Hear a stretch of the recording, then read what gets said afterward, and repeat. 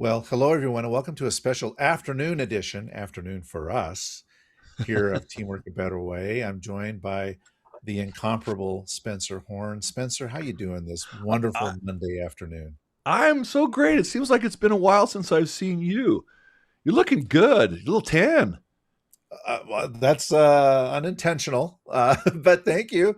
It has been a minute, and I'm super excited for us to have a conversation with our guest. But before we do, you've got to tell me a little bit about what's been going on the past few weeks. I'm sure you've been super busy. Oh my goodness, yeah. I mean, we just welcomed our 11th grandbaby just a couple days ago. Just so many wonderful things going on. My daughter and her family are moving close, and so we've got the whole brood. My lovely wife is just in heaven with grandkids all around her. Just life is good. So I know you got a little upheaval going on in your home too. Yeah, my office is a little disheveled at the moment. Our daughter is down here with our 3-month-old grandson. So great. So she's here with her husband visiting, and they're going through a lot of her belongings that we've had in storage for a while. And so we've got various staging areas set up here in the house where she's going through things. So my office is kind of like the the closet is kind of the storage annex here at the moment. So apologize for things being a little disheveled here at the moment, but we're super excited to have her here. So yeah, Lovely. everything's great. I love Everything's it. great. Okay, well, speaking of great things, we Yes. have a great guest. I'm super excited for Yes. you to introduce her. Let everybody know who we're going to be speaking with today, Spencer. Well, let me put Pollyanna up on the screen so everyone can see my amazing friend, Pollyanna. I've gotten to know what has it been the last month or so that you and I have, or two, and we've actually had the opportunity to speak quite a bit on online. But Pollyanna Lenkic is a Melbourne-based team coach, facilitator, and speaker who spent over 2 decades helping leaders build high-performing, sustainable teams and approaching performance through a systems lens rather than an individual fix by itself. And before her coaching career, she co founded a specialist recruitment consultancy in London and growing it to a team of 18 and an 8-figure turnover before returning to Australia.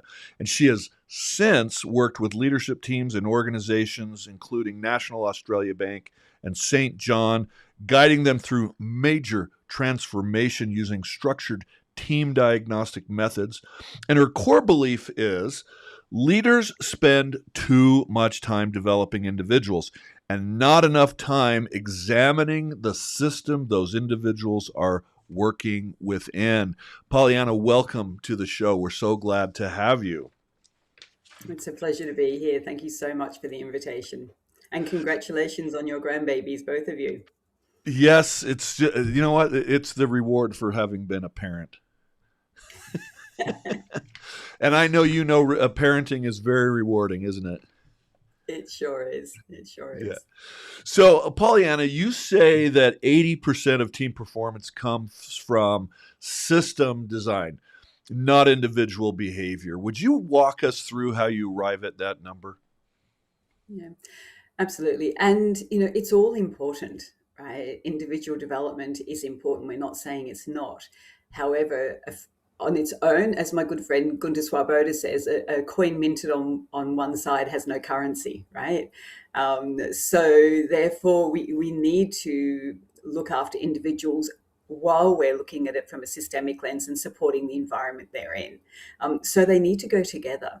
And this, when you think about 80% of team performance comes from how a team is designed and supported. And that design shows up in two places. It shows up in how people engage with each other. It shows up how well they actually do the work they're there to do together.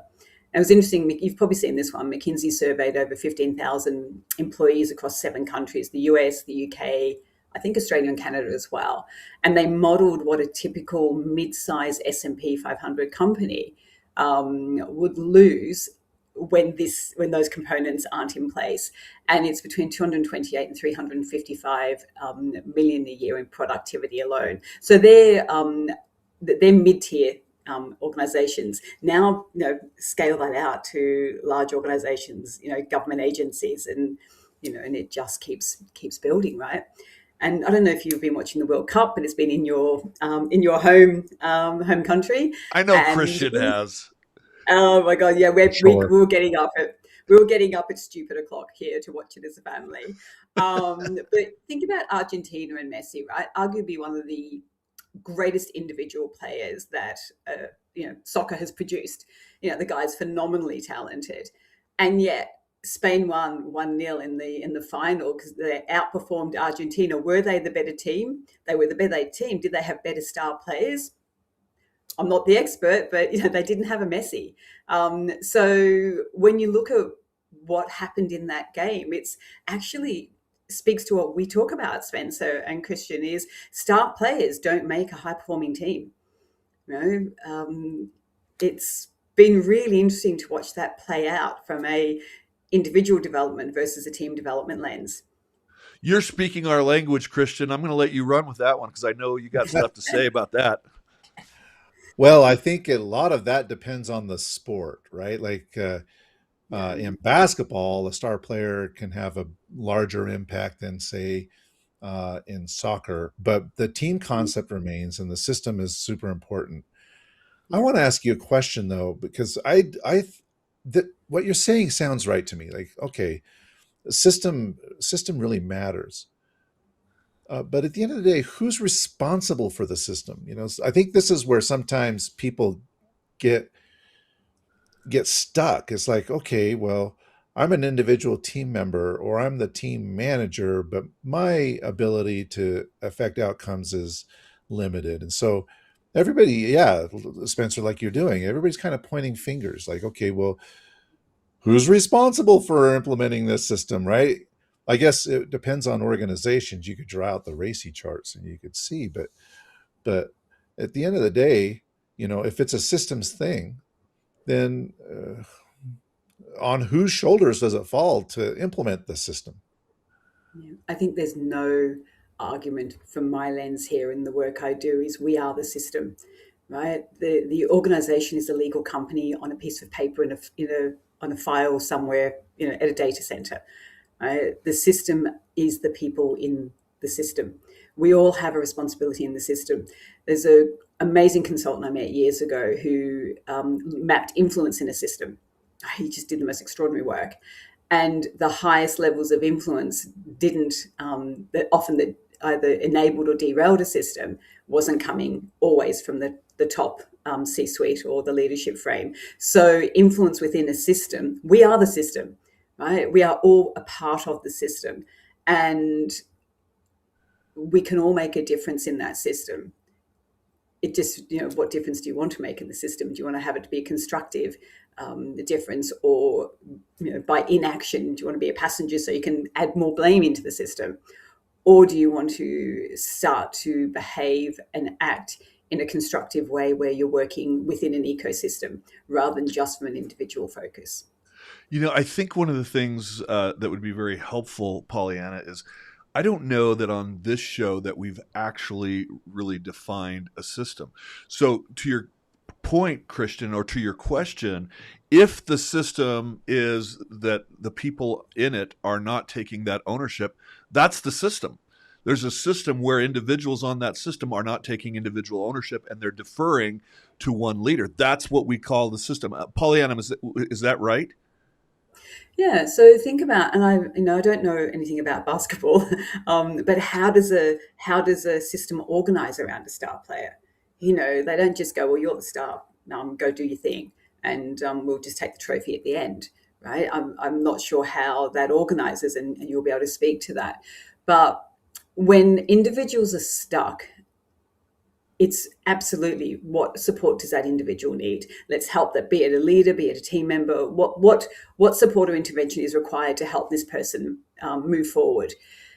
Again, it's only half of the picture, right? It's what does the system need? What does everyone who's within that system? What's the focus and the lens shift that needs to happen, or the perspective shift, so that we can look at it from what do we need together, rather than what do I need individually. Does that come, is that what you're looking for, Spencer? I'm not, Yeah, am I I answering your... think so. I mean, we I don't know that we've really done a good job because when you talk about leading the system, what does that actually look like day to day? I mean, you're describing, we need to do what the system needs. So often, I mean, I have talked with you before, but not on this show, where I, as a leader, would lead the individuals or talk to them about what they needed, but I wasn't addressing what the system needed, and that created a problem for me. So, what does that mean? I mean, you can have a system, for example, that's geared around Messi, and they defer on certain plays to him, but Spain was able to defeat that because they organized their system differently in a way, and they Yeah. attacked it as a system, not individual star against star, but complete system against maybe a different type of system that gave them an advantage. I don't know if I'm explaining it the right, but how do you No, lead that? it's good. So it's working together and shifting your lens. We think about professional development. Self. What do I need for me? Yeah. What's my agenda? What do I want for my career focus? What's important to me and how we build skills, capabilities? That's a self lens. Going into a meeting, what's the outcomes we need to get? Self. Then we expand it out to other. I think these three lenses are a really important scaffolding as part of the response to this question. What does that other person need? So you're connecting in with other. But then the third layer is the systemic layer. What does the team need to be successful? It might be surfacing the tension that's just rumbling and being discussed out in the corridors. It might be looking at how decision rights are organized within that system. Who has decision rights? It might be that the leader inadvertently, beautiful, well, caring leaders that we work with become the bottleneck because they're holding everything and every decision has to come through them. So therefore, the system has the people in the system. Remember that as you rightly mentioned, who is the system? Well, everybody in that team, everybody in that organization, we're all part of a system. So how do we organize all those key traits that we need to do in a professional environment? Everything from how we engage with each other, and there's so many factors there, down to how we do the work we do together. And that's, where does accountability sit? Where do decision rights sit? What are we agreed on? Are we actually all aligned on what we're here to do? Think about the last time you got into a messy conversation and maybe had the impact that wasn't intended. We all create a mess, right? Occasionally it can be because we've got the same words, but maybe there's different meaning and different weight of emotion attached to it. So unless people come together as a unit, as a team, that is the system. When I'm working with the team is a system. It's an entity in its own right based on the TCI methodology. And so how do you bring together what this team needs to be successful? And then you look at all the components and there's so much research out there, right? We are so blessed with the research that we have on teams. We can actually use that research to look at the team, have a conversation with that team, and get really clear on all the key components that will have this team be successful. That's what makes the work so exciting. It's tangible.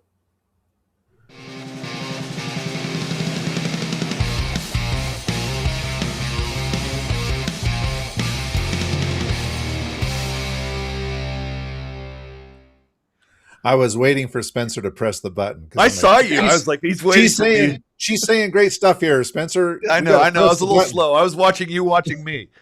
And I was like, do I dance now?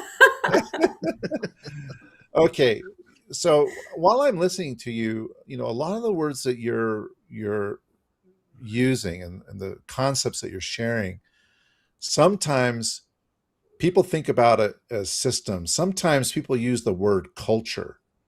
I'm Yeah. curious to hear from you.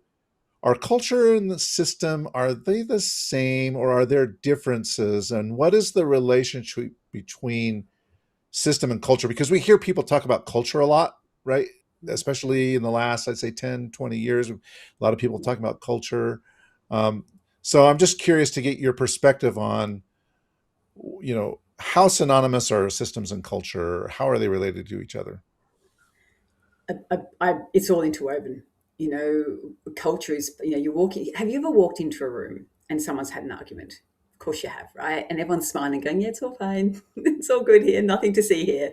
And you can feel it, right? So culture is something that you can feel in an organization. You sit, you know, you sit in a reception area of an organization you're going to work with, you'll pick up um, the energy, the nuances of the culture. So they're interwoven. Culture is, what is the culture in this system? It's nuanced, it's layered, it's interconnected. It's not one thing. It's not that you can pull each bit apart and go, we'll just work on this. It's connected, and when you start to pull out the aspects of what makes this place a great place to work or not, what makes this a great team to be a part of or not, culture sits in that. What culture have we created, we who are the system? Like, culture isn't just something that's handed down in an email and some words on a poster in reception. Culture is what we create together. And that's where accountability sits in a system. Again, maybe system can be a confusing word because it makes it feel like we're detached from it. Think about the team. Think about, you know, we're part of systems, we're part of community systems, we're part of family systems. You know, culture sits in each of those places, but what are we bringing to it? We're not passengers in this process. And I think that's a really important thing to take on board. We each contribute. So Christian, culture sits there, it's interwoven, it's what we create when we're with people, whether we're working together, whether we're you know, in a sports team. We create an environment that we're either contributing to in an engaged way, or we feel we can't, or we choose not to. Can you give us, Pollyanna, an example of a a system, or let's call it, let's a team that looked dysfunctional, okay, and it, it was basically looked at as this is a dysfunctional team, but it was not individuals that were causing the problem. It was a system that was broken, dressed up as individual people problems. Am I making myself clear? I don't know if Yeah, absolutely. So, I mean, I know we've spoken about a case study that I've shared with you in the past where we had team yeah. members from two very different organizations, and they felt they had very different identities, very different cultural context, and had a lot of judgment about the other, like the fact that they just called them the other. So, with that team, there was a disconnect with how they saw themselves and how they saw that in relationship with other. And that team really did not want to work well together. They had a lot of entrenched beliefs.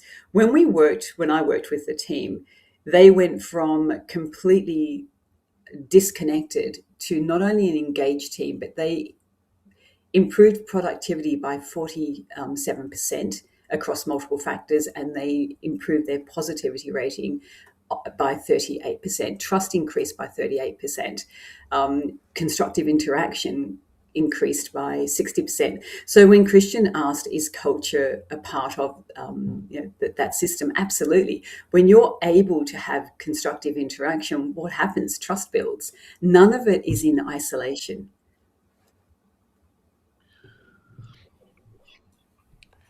All right. So I'm going to ask kind of an off the wall question here.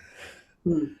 But as Spencer was reading your bio, he's saying that when you were, and I looked at this as well, when you were in your mid 20s, you founded this consulting firm, right?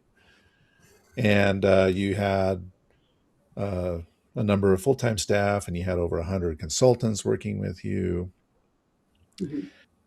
Your present day self, if you could go back in time and tell your former self one thing, like you should have done this, or it could have been just, hey, fantastic job, you were great. Um, if you reflect back on where you were then and now the journey that you've gone through now, what advice would you give to your former self? get a coach, get a mentor, like as quickly as you can. The advice I would give to my younger self is to develop competency and capabilities around leadership, how to work with a team, both for, at a systemic lens, which back then I don't think it was a thing, and also, there's a reason why we say know thyself, right? We quote, is it Socrates or Plato or one of those greats? Know who you are and how this ripples out into how you interact and impact others. Do the work. I would just grab myself and say, go do the work to be a better leader.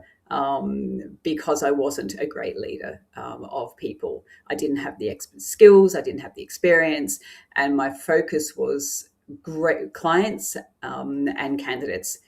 Absolutely cared about them deeply, cared about my people, but just didn't have the skills and the resources to do that. So there was a missing chunk in how I showed up in that environment, and it had a cost. That's what you were talking about earlier. McKinsey was measuring that cost of leadership that is not fully aware of their impact. And I'm just so curious as why do you think so many leaders are so focused on individual capacity and developing that rather than, and it's not that that's wrong, yet they ignore the systemic part or the developing or managing the system as a whole. What's the gap? Awareness. The leaders I work with are incredible people doing, amazing things under intense pressure in a global economy that is really tough right now. So when you say leader, let's remember they're a human being under intense pressure who gets up every morning and wants to do their best. There's very few people that wake up in the morning and go, what havoc can I create today? Right? So they're caring humans that want to do their best. It's awareness. When we think, when I speak to leaders about shifting an approach to broaden their skills to look at a team from a systems lens, it's always a surprise. They sort of go, this has changed so much in such a short time. And I just wasn't aware of this. So it's an awareness piece. It's not being offered as a solution. It's not being offered because there's not enough awareness around it. And I do believe that's changing. No.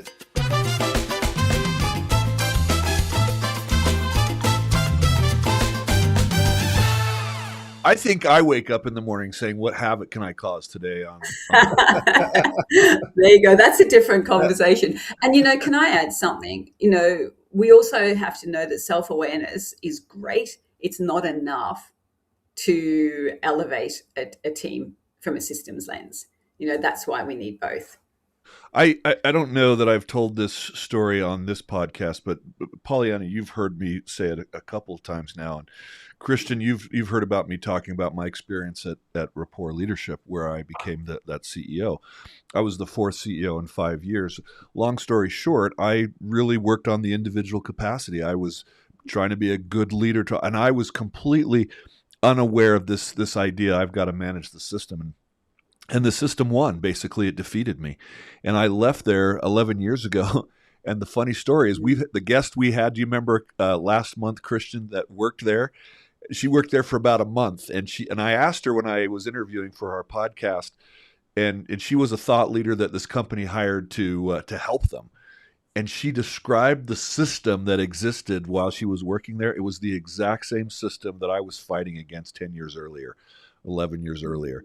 And the system wants to survive. I can't remember the exact Drucker quote, but it's just like the system, however it is. And he said this back in the 90s, that whether the system's good or bad, it's fighting to perpetuate itself. And it does. And I just didn't even know that was a thing. And I don't know, Spencer and Christian, if you see this play out, but when that happens, people start looking to individuals to go, right, who's the problem here? Exactly. Am I the problem? Are you the problem? Is this person here the problem? So it gets to the theme of our podcast today. It's So I cut you Yeah, off. and I would say on the opposite side, they will start to look for people to be the savior, right? Like this is Yes. the person that's going to come in and solve all of our problems, right? Even That's if what it's they a were coach. doing, right? I mean, so you mentioned your stint as a CEO, the fourth CEO in 5 years. What is the organization trying to do there? They're trying to find the person to come in and solve the thing, right? Mm. Uh, and when person after person comes in and can't get the thing solved, then I think you need to look at something a little bit differently. You know, Yeah. Pollyanna, I want to kind of go back though a little bit to uh, the question that I asked earlier. The advice that you would give to your former self, and Mm.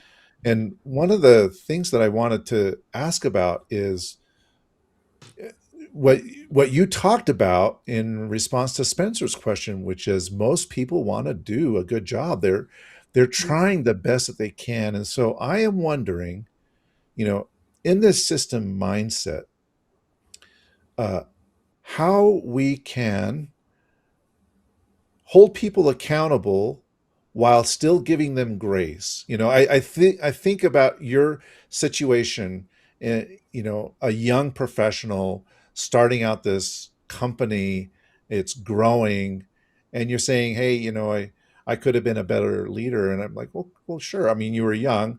Uh, You're still how you go about successful. how you go about giving yourself or giving other people grace while still holding them accountable, you know uh, acknowledging that people aren't perfect and we have journeys that we're going through and we're all in different places in those journeys and we're all learning different lessons at different points in time. I'm just really curious to hear your thoughts about that. Mm. You're touching on something that's really incredibly important. And I've experienced this myself. I'm sure you have too. And certainly with the leaders that we work with. Take shame out of the system, all that wonderful work that Brené Brown has brought to light with her research. When I realized that I did do the work, right? After I sold my company, right? It was too late for the people I was where I was. Um, and the shame that I felt was so intense. And it taught me so much about the ripple effect of that. It taught me about having compassion for others, and a little bit further down the track, having compassion for myself. So how we set up, how we engage together as a team, is what's happening in the system. It's all that nuanced stuff. It's stuff that's not on a report. It's what you feel in the room when you're together. What are the norms? What's allowed? What's okay here? What's not okay here? Is it okay to challenge? Is it okay to make a mistake? How do we repair that? So take shame out of the system by not bringing it into the system. Train and learn how to communicate in a constructive way that talks about the situation and doesn't demonize the person. And when I say we, the great human race, inadvertently, when we're in discomfort, our languaging isn't always constructive because we're fighting through that fog of discomfort, right? So I talk about prepared spontaneity a lot. I know Spencer's heard me say this before. It comes from some wonderful person mentioned it, and I'm so sorry I can't remember who that was. But in my skydiving days, we prepared for the rotten stuff to happen.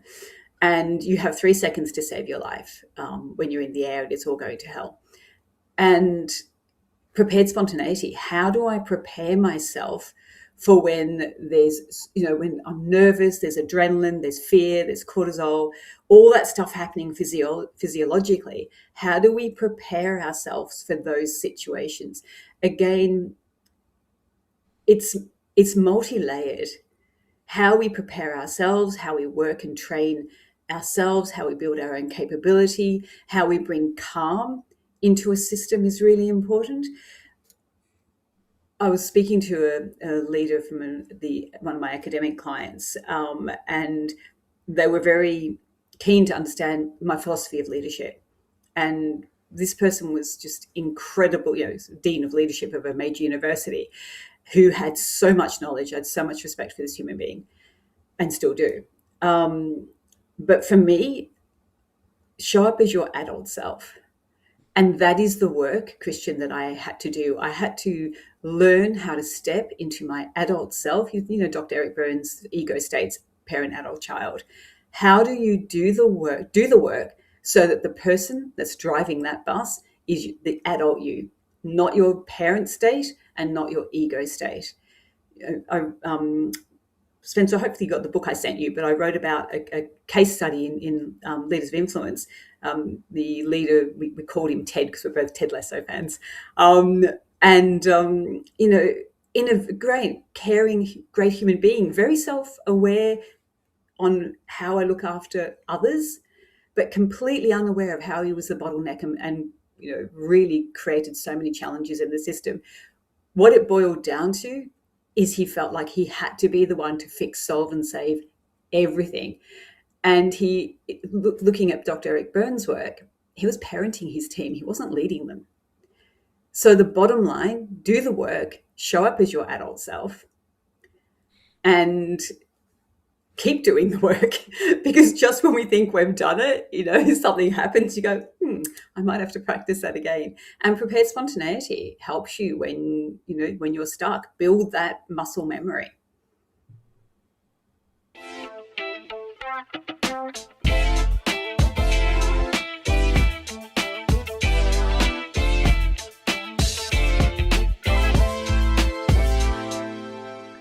I love that idea of prepared spontaneity. I actually teach that when I'm talking to people who are learning professional speaking. So many of them want to just, I want to be authentic, right? I want to be able to speak from the heart. And I'm like, when you're on a stage, you're not going to be able to do it unless you're prepared. And what the preparation allows you to do is actually be more present, so that you can, once you've perfected it, then you can actually ad lib, but you're doing it from a place of preparation and total choice, rather than just you've created exactly. It's the muscle memory. I mean, that's what a lot of great sports athletes do, is they put themselves under pressure on purpose. That champion mindset is, I'm going to put myself in duress and distress, and then recover, right? So that when they get in a distress or duress situation, they're not flummoxed or overcome by it. The audio, the opposing crowd isn't getting into their head. The opposing player doesn't have the opportunity to get into their headspace. I mean, that, because you've practiced that. It's very, very, very powerful. All right, I know I'm monologuing, but how should leaders think about AI as part of the team, Pollyanna? Should it be part of the team that it operates in, or rather just a external tool that we use?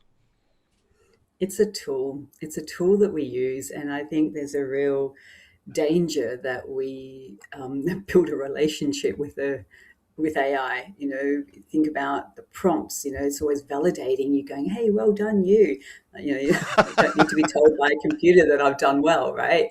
So stripping I think, out Christian, all you those manage that, don't you? You tell it stop doing that, right? No, the AI says what it's going to say, and it's easier said than done to get it to do what you want it to do all the time. Absolutely. Sure. So we're learning. However, really interesting, there was a 2026 study that looked at AI teammates, right? So it was a working group conversations, and they found were, like, all the working group conversations they found were really sort of, active. It was highly active. I just have to remember who did the study now. The AI took everything literally. So there was one situation where there was a discussion, the word fire came up, and then the AI took that literally and said that fire can't burn the moon. Right, so we need to be aware of this. Right? AI can be incredibly helpful. I have clients in the world of coaching. Clients to prepare for a difficult conversations or test perspective will use AI, and there are coaching AI programs, all really useful. Can AI walk into a room and observe a team Can AI walk into an organization and feel the culture? It can't, right? So AI is a tool that we are using. It's not your best friend. It's not your mentor. It is a tool, and it can be an incredibly valuable tool. It can research data. You just got to check it to make sure it's correct. But it can't sit in the room and look at the tensions, what's working well. It can't look at where the team are, getting towards some aha moments and to help expand that. It can't do all of that. And I'm not an AI expert. I'm still learning like the rest of us. How do you think AI is impacting the system? That's a really good question. I think we're still watching that play out. The biggest danger is that people, I've had conversations with people I know who are starting to use AI to make decisions for them. And they're not realizing that's happening until we have a conversation about it. So get really clear that it's a tool. Would you have PowerPoint making decisions for you? Does anyone use PowerPoint anymore? Probably not. It's a tool that we're using, but we as human beings, individually and together in a system, make the decisions that are right for what we're doing, So and we use the data. here's what you said a minute ago, that individuals or leaders are using it to role play with, or to ask questions about, and to do preparation, when normally they used to do that with maybe another team member. So how is that then impacting collaboration and team, just the team engagement? It seems like it would be more isolating of individuals. I don't think it's an either or situation. If you're nervous about a conversation that you need to have, and you're researching some frameworks on how to have a constructive conversation, and then use that as part of your preparation to have that conversation coming into, whether it's an individual or the team, that can be useful. If you're using it to make decisions, that's less useful. I think that's heading towards a bit of a red danger zone. How a team, I've not experienced a team getting on AI and going, what should we do as a team? I think understanding the distinctions of what we're using this tool for, and then ensuring that we come together and we have a conversation together about what's important. What do we need to talk about right now that's impacting performance? What do we need to talk about right now that's impacting engagement? What are the challenges that we're having that we're not surfacing, so that they can become shared challenges rather than one person carrying them alone? I would say, based on my experience, one of the things that's really interesting, I think it's going to be interesting to see how this plays out, is how AI is evolving people's roles in the team. So I work a lot with software engineers. We recently did a project, a study in our own organization to see the impact AI was having on software engineering. What we saw over a 4-week span of time is that over 90% of the engineers who participated in this little study of ours saw their role changing from more of a task executor to more of an orchestrator or a director. And there was some concern, I think, from me, quite honestly, about the impact that would have on people, seeing their roles kind of change over a short period of time.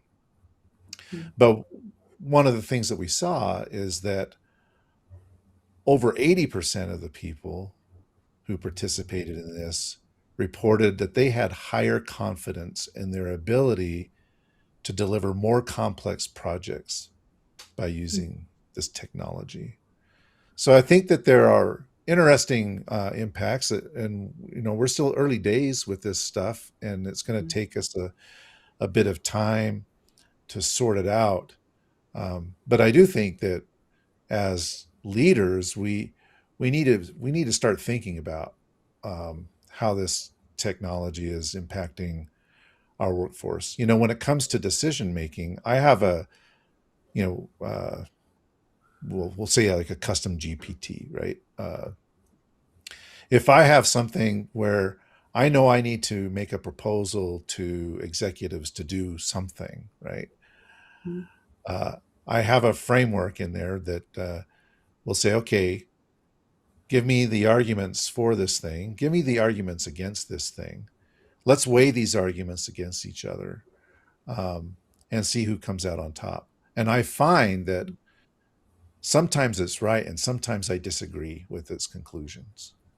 And I think the most important thing that we need to do, and I apologize, I'm the one monologuing here now, is ensure that our teams still can think critically, right? Yeah.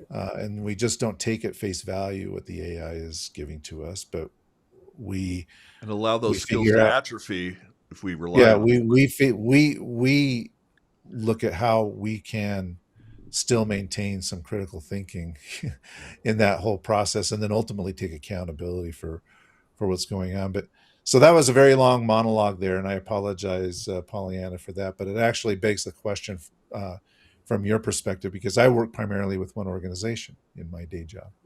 As you're working with lots of organizations, um, what impacts are you seeing AI having on And them, for good or ill? it's early days, as you mentioned, and I think we're speaking to the same point that do not have AI making the decisions for you. AI can't have the discussions for you. It can help you prepare. There's a Swiss business school called IMD, and they built an AI coaching tool, and they use it with 167 executives, and they found that more than half gave feedback that landed in with research is what they call the genius zone. Right? It helped them, exactly what you're speaking to. It helped expand thinking. What might I have missed? Where's the gap? And then you take that information, that data, and put some critical thinking behind it, rather than just accepting it and going, there's my report, or here's how I'm going to lead that meeting. You can challenge assumptions before diving into a hard conversation. It's great to strip some emotion out sometimes. Help as part of that. Let's take the heat out of this situation. Better to rant on ChatGPT than to your boss or your partner. But so used that way, stripping out that emotional charge, getting perspective, really useful. But if you think about coaching or any type of human interaction, whether it's coaching, whether it's the conversation we're having today, whether it's team coaching, whether it's consulting, it's relational. And that's a human trait. It's not an AI trait. So we're learning, how do we use a tool to help us connect with others? How do we use a tool to help us be more efficient so that we have space to connect with others? Right? Let's reduce some of the drudge, right? The admin, so that I have more time to have a conversation with you. AI is not going to replace the relational, and the danger zone is when we think it can.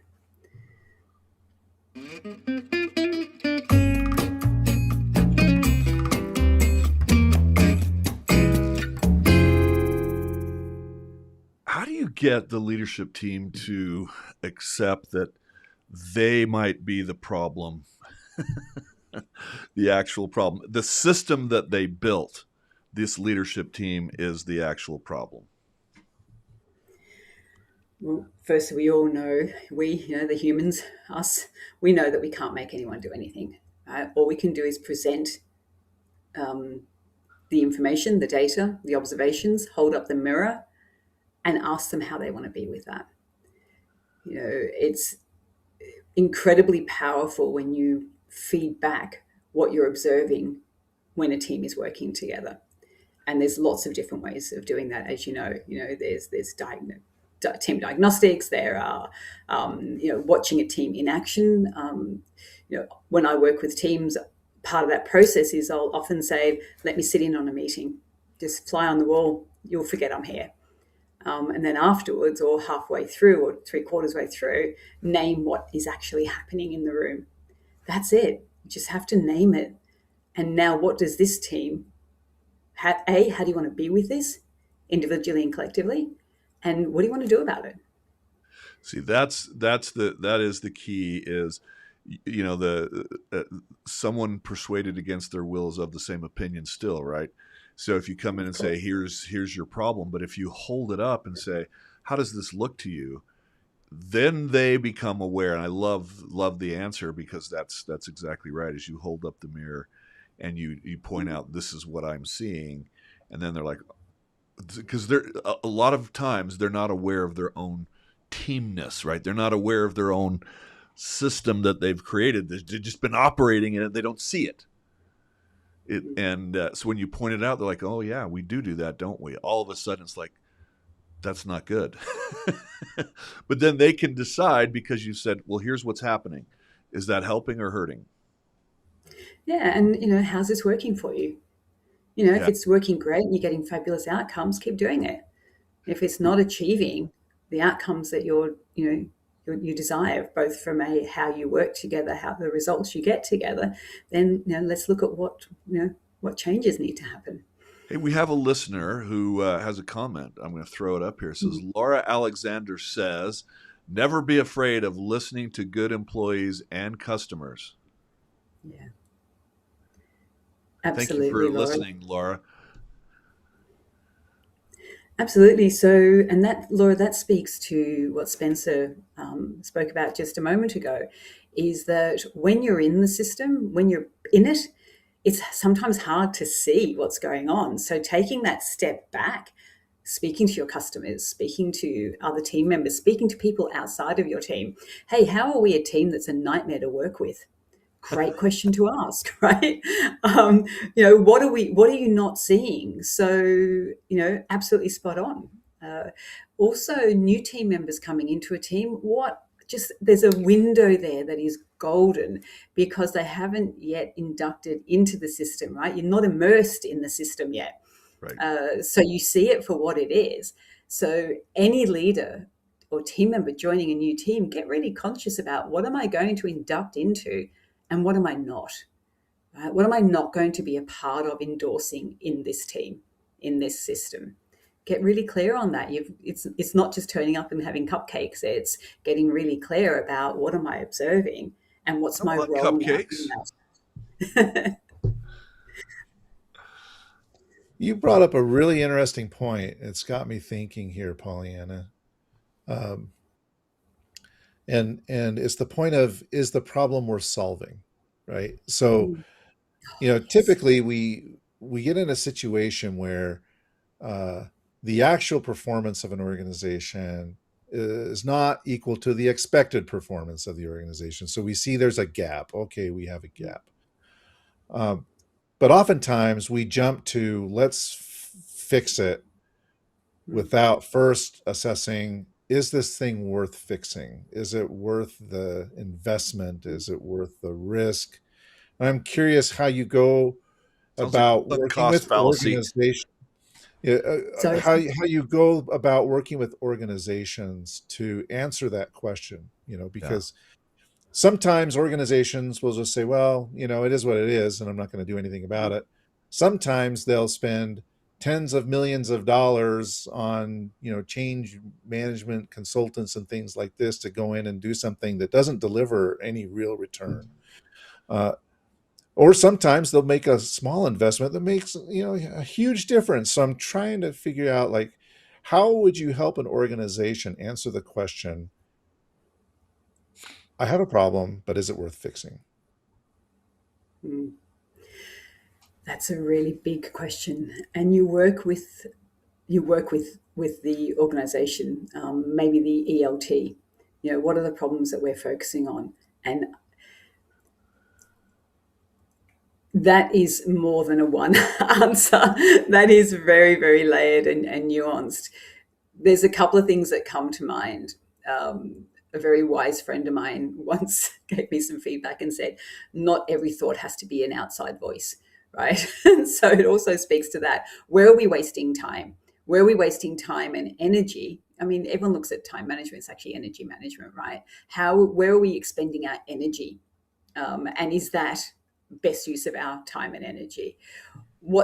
and getting to the heart of those challenges. So, what are all those challenges? Lay them all out. Actually, what's at the heart of it? If you think about health and well-being, right? Symptoms, we can't treat symptoms for long-term health. We have to go down to the core, right, down to the immune system. So what's actually at the heart of this conversation? Why is this conversation surfacing now? And what are the real issues that we're looking to solve? Let's start there so that everything else becomes a domino effect. Yeah, I mean, I think you were kind of going down the sunk cost fallacy, right, Christian? It was we've got these, we've spent money, and we just keep going after it. At some point, what's the value? But I love your answer, Pollyanna. This is great. So the focus of today is that 80% of team performance comes from the system, and not just the individuals on it. So how can leaders listening to this go forward, take action, and avoid the mistakes that you made early in your career, and I made more recently in my career? Though I didn't, I looked at that, and I felt very frustrated with that, and for a while I blamed, I blamed the system, and instead of taking personal responsibility. And that's, I needed to say, okay, I made a mistake, and if I could do it again, I would do it definitely differently. But how can leaders listening to this do it the right way? I mean, how do they make the changes that they need to have? And then we've got another comment that I want to throw up after your. First of all, I'd probably haggle you on the right way. There is no right way. Be well-intentioned, right? Ask yourself really honestly, what's my intention here? Because let's face it, we're not always in a state of grace and angelic mode. Sometimes, we've got to be honest with yourself, right? So look in the mirror and what is my intention here, and be real, about that. Get clear. Know yourself, do the work, keep doing the work, and then keep doing the work. And then for leaders who are listening to this saying, well, what does this mean for me when I go and meet my team tomorrow? When you're thinking about all the things that frustrate you, ask you, how am I a part of this? How do I enable this? How am I a part of the problem? Again, get real about that, be honest. Then when you're looking to support others, also, whatever you're complaining about, whatever you can't be with. I remember when I walked into my first coaching training, they said what you can't be within yourself is what you can't be within others. Ouch, that one was a bit of a moment. So that can be helpful. This is not for the faint of heart, right? It takes courage. And so find, when you're looking at your team members and you're thinking, here's the support that this person, or here are the gaps, then also change the question. Start to ask, well, what does the team need to develop? What is happening for the team collectively that's keeping it stuck? Or, wow, this team is operating in such a high capacity right now. What's the acknowledgement that I can give to everybody in that room that is more than just an acknowledgement to one individual person? So start playing with those layers. Do 3 concentric circles and go self. That's the conversation with myself in the mirror. Others, how do I support others to, what's going on for them? And system, what's going on in the system. So just draw those 3 concentric circles, get clear on it. And then when you walk into the room with your team, come from that systems lens and ask questions. What's happening here collectively? I love that. And I think our listener has keyed into something you said earlier about just managing the energy. And so she's talking about how she increased profit by restructuring employee hours to assist those employees, with more days away from work. And so that, again, it's all about managing the energy, right? And not necessarily time. It's how do we get them to be more productive? And so I love this comment, Laura, is that, you're trying to find ways to increase the energy and the engagement. Ultimately, we want the system to have greater energy. Well, then the individuals on that system need to come with more energy, and it begins to shift, right? Yeah, and Laura, I love. I think Laura's my new best friend on this podcast. What's important about what Laura is bringing into this conversation is you cannot function on a depleted tank, Right. right? So therefore, if we're running hard always, well, as you know, I've said this to you before, Spencer, the local ER at your hospital is not a meeting room. When you're in there, you've tipped over, right? So therefore, how do we manage our energy levels, both individually and together? How do we create space in our systems? How do we create space for ourselves? Again, those three concentric circles. What do we give permission for? I worked with all my clients are beautiful, as you know. I had a beautiful client that I was working with, and he was saying, look, I'm always telling my team not to work such long hours because everyone's depleted and exhausted. I'm like, who's the first? He goes, and I'm always in first. So that when they come in, they know I'm here. Okay. And I'm always out last. I'm like, okay. So here's what I want you to do today. I want you to leave at 5:30, 6 o'clock, because they were all working till 10, 11 o'clock at night. And then hide in the local cafe and just see how long it takes for that building to empty once you're out of the building, right? So permission, there wasn't, the words were there. Hey, everyone, don't work long hours, but, boss is in from the morning right till the end. Again, well-intentioned, but not creating space for ourselves means there's no permission for anybody else to have that space. So have conversations around, what does a healthy team look like? Unhealthy humans in an unhealthy system are not producing results. If you need to make And meeting at the AR. However, it's not sustainable. That's right. That's when the meetings start in the AR. So Yes. my last question, because we're coming up against it here, Spencer. Yeah. But my last question, just kind of drafting, I should say, off of what Laura was saying in her comment and what you were saying here, is that making these systemic changes doesn't necessarily mean like spending tens of millions of dollars. Some things can be very simple, like changing a person's work week. We had a situation similar where I had engineers who were struggling to meet, deadlines and get everything done in their sprints and so on and so forth. So I asked them, well, what's going on? They said, well, it's hard. It's hard for us to get into a flow because we get invited to so many meetings, and it just interrupts the work that we're doing. So I'm like, okay, well, what if we did this? What if we had Tuesday and Thursday is like meeting day, and we're going to put all the meetings there, and Monday, Wednesday, Friday is heads down. You guys do your thing. And that ended up making a really big difference. It made them a lot happier because they weren't getting interrupted all the time. And we were able to hit more deadline. And that was a simple thing. And so my last question to you is, what are, the 2 or 3 like quick fixes? You can do this. It doesn't cost any money. And this can have a real impact on your system and on the team performance. Are there just little suggestions, that can help a leader and a team get a quick win? That's good. Well, let's go back to Laura's suggestion. Talk to people who interact with your team and yourself. Great place to have a conversation. What's it like? And when you do this, no justifying, no fixing it. You just say thank you and walk away. Exit stage left, and then have a conversation with the team about what this means.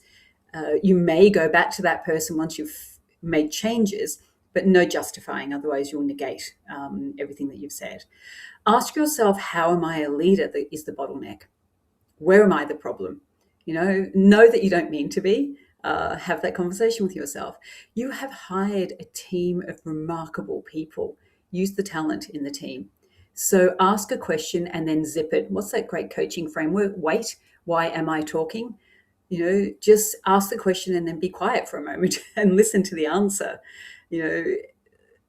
Again, the talent is in your team. It doesn't have to sit just on the leader's shoulders. Use the talent in your team to help decide how that team solves and moves forward. Oh, hold on. I think so. Hold on.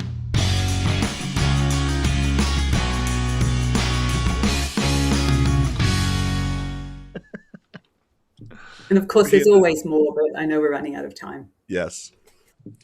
So, are you ready, Christian, for final lightning round? Okay, so Pollyanna, these are just like very quick, short answers, one word, one sentence. Okay, so I've got several of them, so just as fast as you can rattle these off. Systems thinking or emotional intelligence, pick one. I want both. Systems thinking. Yeah. Both. No, I want both. I'm not picking. One word. What's most leadership training missing? The system. Reorg or rebuild, which is harder to get right? Both. Fill in the blank. The biggest lie leaders tell themselves about their team is? I'm the solution. Yeah. I mean, I think you were intimating that there really is capacity in the team to become effective, and they want to be, don't they? We have that assumption when we work with those teams is that they can heal themselves. So, and they're not broken. No, right? There's that's nothing. right. They're not broken. Yes, there are those 1-2%ers where you look at a team and go, "This team won't survive without a restructure." However, nothing to be fixed. It's to be evolved. Is probably better languaging. One word. Let's see. AI, threat to teams or tool for teams? It's a tool, not a person. One word to describe a team stuck in a broken system. How did you create this system? And what are you willing to do to move it forward? Okay. In Australia, they have more than one word. Sorry, I can't do one word. Yeah, I'm sorry. I'm messing with you, Pollyanna. I know. Individual coaching or system redesign, which moves the needle faster? Depends on the situation. But the needle for the system is, you need both. Finish the sentence. Great teamwork happens when? You work together and use all the resources you have. What's one leadership buzzword you'd retire for good?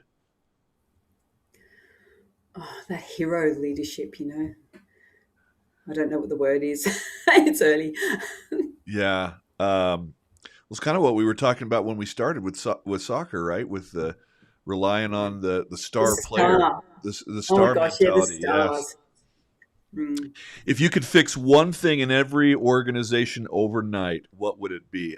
This one you can have as many words as you want, my friend. If I could fix anything in an organization, I would get people into a room to have the conversation that needs to happen. Let's start there. Let's get together and connect as human beings first, who are there to solve challenges and to understand that they are not the challenges. The challenges are being created by the existing frameworks. And guess what? You can be the architect of that. You can be the architect of the framework that you want to, scaffold from. Yeah, thank you. And Laura, I see your comment, but thank you so much for listening in. She made another comment, but we'll just look at that on LinkedIn or social media later. Christian, thank you, Laura. Bring us home. Well, it's been a fascinating conversation. Pollyanna, we're so grateful to you for your time and your willingness to share your expertise with us. If viewers and listeners want to connect with you, they want to learn more about what you do and how you could potentially help them, what's the best way for them to reach out? Via email, and I know you've got my email there. Via LinkedIn, if you're watching this on LinkedIn, just reach out. I'd love to have a conversation. And of course, you've got awesome Spencer and Christian in the US too. So also reach out to them. We have offered from Team Coaching International the what's called the team leader view or the team diagnostic. And we will offer that to anybody listening to this. And here's the thing. If you reach out and ask for this team leader view survey, you'll get Pollyanna, would you be interested in talking to anybody about their organization with the team leader view if anyone wants it? Oh, I got to put you back on because I'm totally they couldn't hear you. I know I put you on the spot, but I know you do that. If there's anybody interested in that, would you? Absolutely, absolutely. It's such an incredible um, baseline to look at how's my leadership Yeah. impacting the system, and what am I helping to create. So I would be absolutely delighted to. If you just go on our notes or anything like that, or you apply for it, just say Pollyanna, and I'll make sure that Pollyanna gets that, and then she can follow up with you. Anything you want to share about your book? I mean, we'd love to be able to put a link in the notes or Oh anything my like gosh, that. we got Amazon #1 in 3 categories. Yay! Tell us about here. So Let me put so everyone can see. oh, there you go. There we go. Yes, so please, it's lots of time to read it and have a look. The camera's doing weird things. Goes that way. Leaders of Influence with some incredible authors. Just a wonderful project with fabulous people. And we're very excited that we're up for a whole bunch of book awards. And it's a collection of insights for leaders from a whole bunch of fabulous people. Excellent. Well, we'll make that available on that Amazon link on show notes. Thank Yeah, you so we'll so get all much. that information into the show notes so that people can connect with you. And again, Pollyanna, thank you so much for spending a wonderful hour plus with us. We went into extra time. Yeah, we had stoppage time, I guess, here, 6 minutes of What's the stoppage World time. Cup thing? Yeah, with the World Cup Extra theme. time. But it Thank was you well so worth much. it. Well worth it. And listeners and viewers, thank you for chiming in today. We appreciate you. Please like and subscribe to our podcast. We'll catch you again soon. Hang on for just a Thank you moment, so much. Pollyanna.